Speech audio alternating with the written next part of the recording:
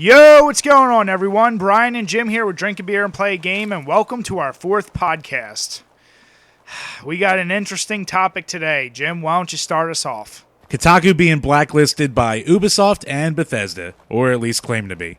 Yeah, so for those of you who don't know, basically Steven Titillo, something like that, of Kotaku wrote this long-winded article about how for about 2 years now he's been blacklisted by Assassin's Creed makers Ubisoft and Fallout creators Bethesda.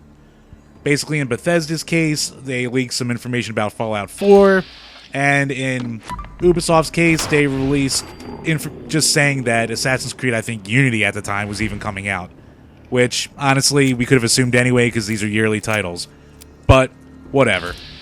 So, actually, doing actual journalism and getting some information, not getting it from the developer and putting it out there, they did, for once in their life, that's just my opinion, some actual journalism, and they got backlash from the publishers for it.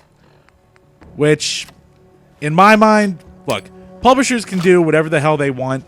I'm not big on the whole game journalism thing anyway because it's entertainment reporting. It's like saying Entertainment Tonight's real journalism. All you're doing is just being spoon-fed stuff by the developers and publishers and giving it back out there. Every once in a great while, sure, you're going to find a little nugget of truth from someone who knows someone who knows someone. But besides that, it's nothing that you wouldn't find out eventually anyway. I know that these places kind of live and die off getting pre-release review copies, so they can be the first one to talk about shit. Look, I get it. But at the end of the day, I really don't care, but I don't really have a love loss for Kotaku either. Publishers can do what they want. Kotaku can do what they want. They've had their own controversies in the past, so what do you want? And no, before you ask, I'm not going to get into the whole Gamergate thing. Jesus Christ. God damn it, Jim just pointed out something. I really have to...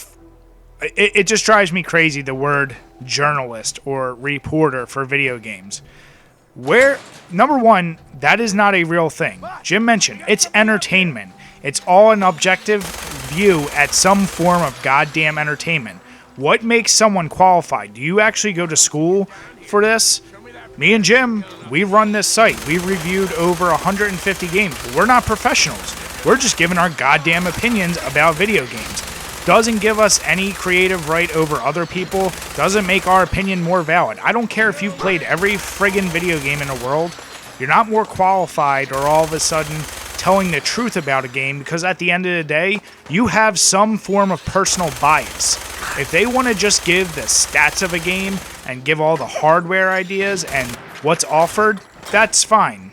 If you want to call yourself a reporter, but the second you start talking negatively or positively about a game, guess what? That's personal bias, and I'm sorry, that's bullshit.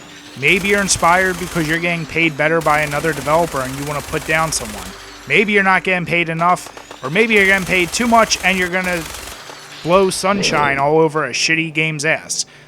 I can't stand shit like this. Fuck Kotaku. I could not care less. He can go out, get paid by some other developer, and have his little mini crusade against all these big companies who, by the way, he's going to talk shit about these big companies. That's the way he makes his money, by going out and playing those big company games. So stop giving them shit and just friggin' move past it. Now, I'm not going to sit here and say that the developers aren't wrong either because they demand to be played nice with, but, I mean, the second you play nice with the developer so you can get a review copy, in my mind, that kind of... You're playing a game. It skews it a little bit because you're not... I mean, I know you can sit here and say, is this game worth $60, but if you actually go out and pay the money first to actually do it, that can skew your opinion a little more. Hell, I have a ton of games I've paid $5 for used that I liked a lot more than I would have if I paid for it normal price because I got it for really cheap or for free. So it's a weird dynamic. It's dicey. I don't think really either side's right in this, but Jesus Christ, the entitlement coming from that Steven Titillo articles. Holy crap. And like Jim just said, if you're going to quote-unquote play nice with someone and get an early copy, of course they want to see something written well. And guess what? If you feel like your quote-unquote journalistic integrity is on the line, then don't accept that freaking copy. understand, like Jim said, they have the right to do what they want. It's their property. If they feel you're writing something negative and they don't want to allow you to do that in the future, there's nothing forcing them to do that. So either you're going to play the game and get it early and just accept that it's a mini perk of the job and you got to write some fluff bullshit about it. Or be like all the rest of us. Get it at midnight. Get it right away. Play it as much as you can and get your opinion out there as early as you want. And if people really care about your opinion, then maybe they'll wait an extra couple days to see what you think about the game. You don't need to get that first copy and then get pissed when they give you shit for not writing that their game was awesome.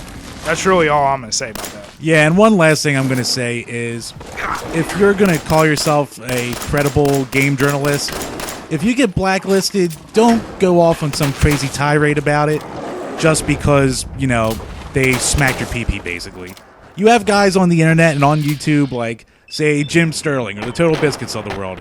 They bash big-name developers, they bash small-name developers, and if they get blacklisted by them, they just go, okay, and they'll mention it, but they'll still eventually talk about the games. So you can just roll with the punches if you get blacklisted for doing what you feel is your integrity.